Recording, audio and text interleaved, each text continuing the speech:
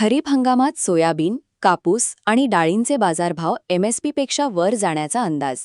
जागतिक बाजारातील तेजी आणि रुपयाच्या घसरणीमुळे आयात महाग होण्याची शक्यता आहे. कृषी बाजार अभ्यासकांनी खरीप पिकांना याचा फायदा होईल असे म्हटले आहे. शेतकऱ्यांना यंदा MSP पेक्षा जास्त दर मिळू शकतात.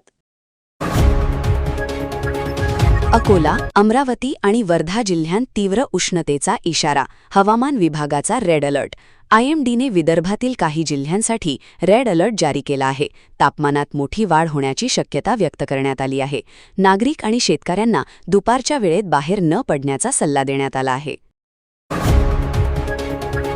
मान्सूनपूर्व पावसासाठी राज्यातील अनेक जिल्ह्यांत वातावरण अनुकूल.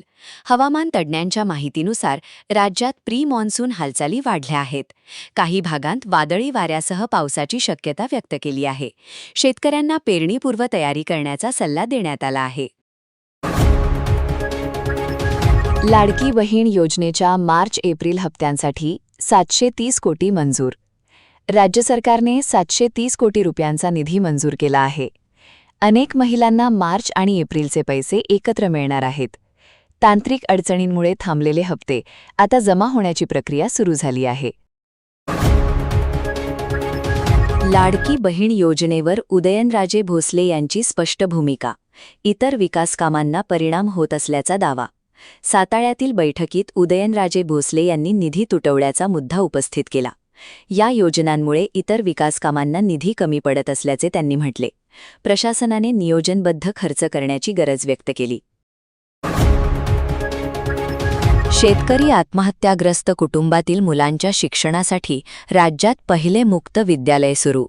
शिक्षणापासून वंचित राहणाऱ्या मुलांसाठी ही विशेष शैक्षणिक संकल्पना सुरू करण्यात आली आहे. ग्रामीण भागातील विद्यार्थ्यांना मोफत शिक्षण आणि मार्गदर्शन दिले जाणार आहे. सामाजिक संस्थांच्या मदतीने हा उपक्रम सुरू झाला आहे. कांद्याचे दर दबावातच. सोयाबीन, कापूस आणि हरभऱ्याच्या बाजारभावावरही परिणाम. बाजार समित्यांमध्ये कांद्याची आवक वाढल्याने भाव कमी राहिली आहेत. काही कृषी मालांमध्ये मात्र स्थिरता दिसत आहे. शेतकरी संघटनांनी दरवाढीची मागणी केली आहे. मॉन्सूनच्या हालचालींना वेग. हवामान विभागाने दिला मोठा अपडेट.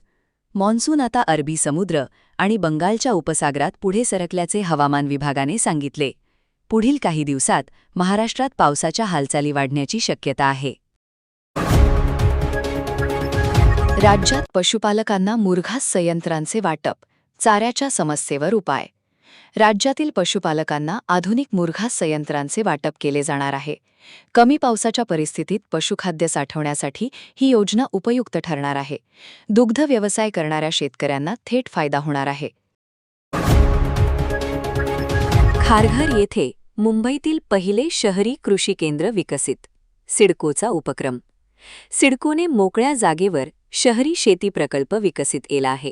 शहरात हरित क्षेत्र वाढवणे आणि नागरिकांना शेतीची माहिती देणे हा उद्देश आहे. नवी मुंबईत हा प्रकल्प चर्चेचा विषय ठरला आहे. छत्रपती संभाजीनगर जिल्ह्यात पावसासह वादळी वाऱ्यांचा कहर. नागरिकांमध्ये भीती. अचानक आलेल्या अवकाळी वादळामुळे अनेक भागांत झाडे कोसळली. शेतकऱ्यांच्या पिकांनाही नुकसान होण्याची शक्यता व्यक्त करण्यात आली आहे. हवामान विभागाने पुढील 24 तास सतर्क राहण्याचा इशारा दिला आहे. राज्यात शेतकरी कर्जमाफीचा मुद्दा पुन्हा चर्चेत. अहवालानंतर निर्णयाची शक्यता. राज्य सरकारकडून कर्जमाफीसंदर्भात हालचाली सुरू असल्याची माहिती समोर आली आहे. काही भागांत शेतकरी संघटनांनी आंदोलनाची तयारी सुरू केली आहे. अहवाल आल्यानंतर पुढील 2 महिन्यांत निर्णय होऊ शकतो, अशी चर्चा आहे. व्याजाच्या तगाद्यामुळे शेतकऱ्याने गळफास घेत जीवन संपवलं.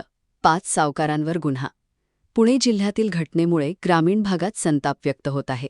पोलिसांनी 5 सावकारांविरोधात गुन्हा दाखल केला आहे. कर्जबाजारीपणा आणि व्याजदरांमुळे शेतकऱ्यांवरील ताण पुन्हा चर्चेत आला आहे. राज्यात 13 जिल्ह्यात उमेद मॉल उभारणार. महिला बचत गटांना थेट बाजारपेठ. महिला स्वयंसहायता गटांनी तयार केलेल्या वस्तूंना बाजारपेठ मिळणार आहे. प्रत्येक मॉलसाठी सुमारे 20 कोटी रुपयांचा खर्च होणार आहे. महिलांच्या आर्थिक सक्षमीकरणासाठी सरकारचा मोठा उपक्रम मानला जात आहे. महिला नावावरील किंवा संयुक्त कुटुंबातील कर्जालाही कर्जमाफी योजनेचा लाभ मिळणार. राज्य सरकारच्या अर्थसंकल्पीय घोषणेमुळे महिला शेतकऱ्यांना दिलासा मिळण्याची शक्यता आहे. ग्रामीण भागातील महिलांसाठी अनेक शेतीपूरक योजना जाहीर करण्यात आल्या आहेत. महिला सक्षमीकरणावर सरकारने विशेष भर दिला आहे. उष्णतेच्या पार्श्वभूमीवर वाशिम जिल्ह्यात एप्रिल, मे आणि जूनचे रेशन एकत्र वाटप. पुरवठा विभागाने नागरिकांच्या सोयीसाठी निर्णय घेतला आहे. वाढत्या उष्णतेमुळे वारंवार ये-जा टाळण्यासाठी हा निर्णय घेण्यात आला. लाभार्थ्यांना 3 महिन्याचे धान्य एकाच वेळी दिले जाणार आहे. पावसाळा तोंडावर असतानाही मुंबई-गोवा महामार्गावरील अनेक कामे रखडली. वीकेंडला महामार्गावर मोठी वाहतूक कोंडी झाली. इंदापूर-माणगाव बायपासचे काम अद्याप पूर्ण झालेले नाही. रत्नागिरी, सिंधुदुर्ग आणि रायगड जिल्ह्यांसाठी हवामान खात्याचा येलो अलर्ट जारी. कोकण किनारपट्टी भागात पुढील 48 तासात जोरदार पावसाची शक्यता आहे. मच्छीमारांना समुद्रात न जाण्याचा इशारा देण्यात आला आहे.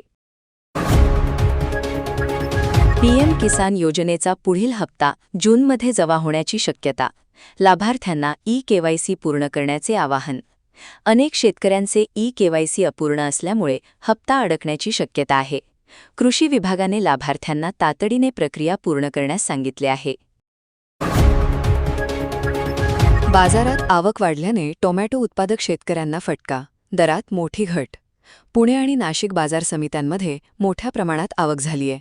काही ठिकाणी टोमॅटोचे दर उत्पादन खर्चापेक्षाही कमी झाले आहेत.